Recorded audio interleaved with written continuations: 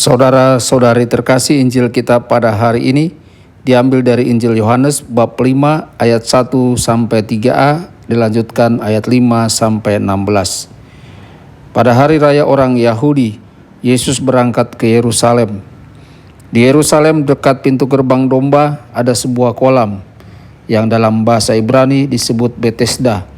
Serambinya ada 5, dan di serambi-serambi itu berbaring sejumlah besar orang sakit.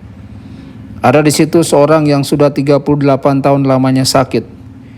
Ketika Yesus melihat orang itu berbaring di sana, dan karena ia tahu bahwa ia telah lama dalam keadaan itu, berkatalah ia kepadanya, "Maukah engkau sembuh?"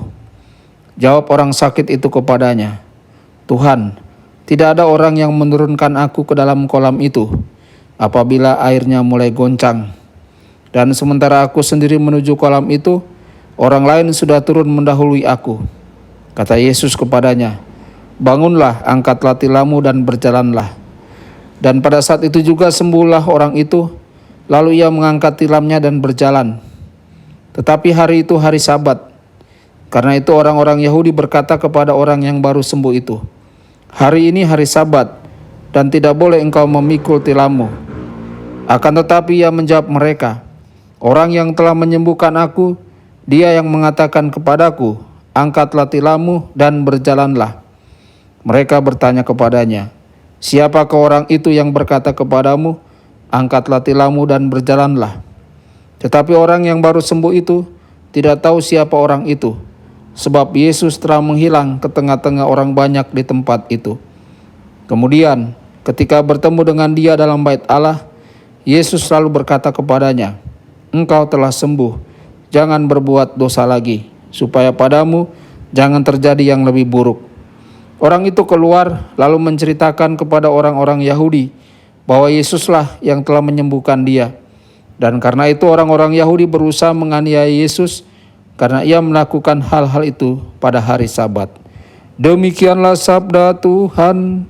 Terpujilah Kristus.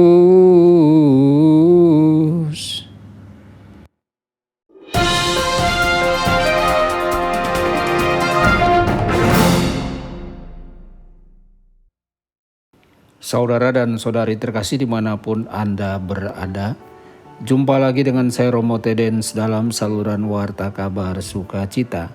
Semoga Anda semua dimanapun berada senantiasa dalam keadaan sehat dan bahagia. Saudara-saudari, pria dalam Injil kali ini menderita sakit selama 38 tahun. Penyakitnya berfungsi sebagai contoh dari kehidupan dosa.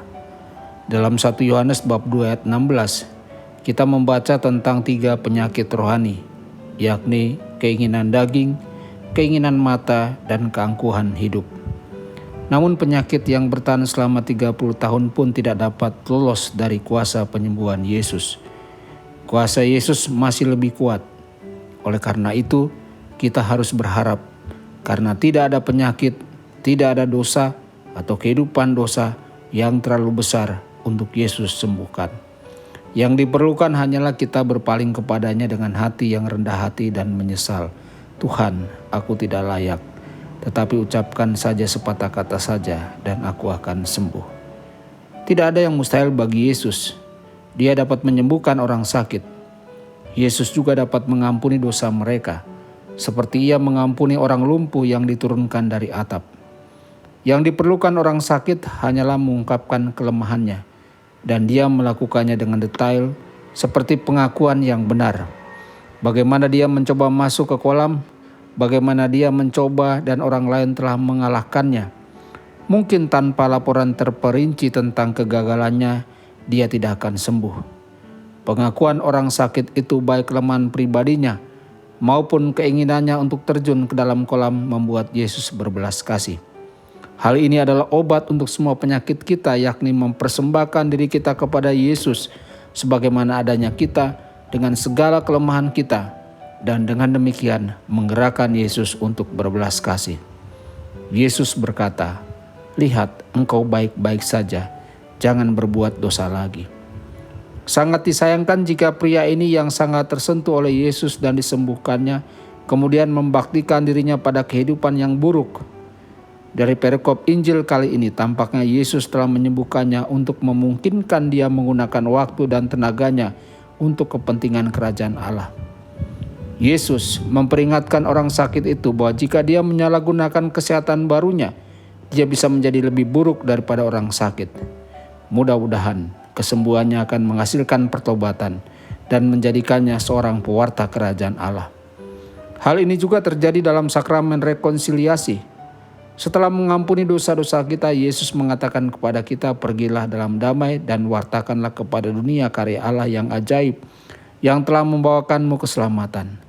Saudara-saudari, semoga kita dengan rendah hati mengakui keberdosaan kita dan mencari rahmat penyembuhan Tuhan dalam sakramen pengakuan dosa, sakramen belas kasih Allah. Tuhan Yesus memberkati dan menyertai Anda semua. Sabda Allah adalah kebenaran. Sabda Allah adalah kehidupan. Mari kita mencintainya, mari kita menghayatinya.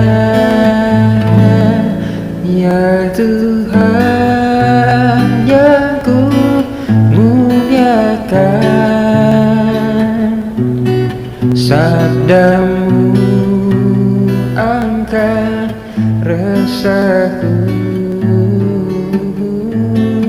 Mari kita menghayatinya di dalam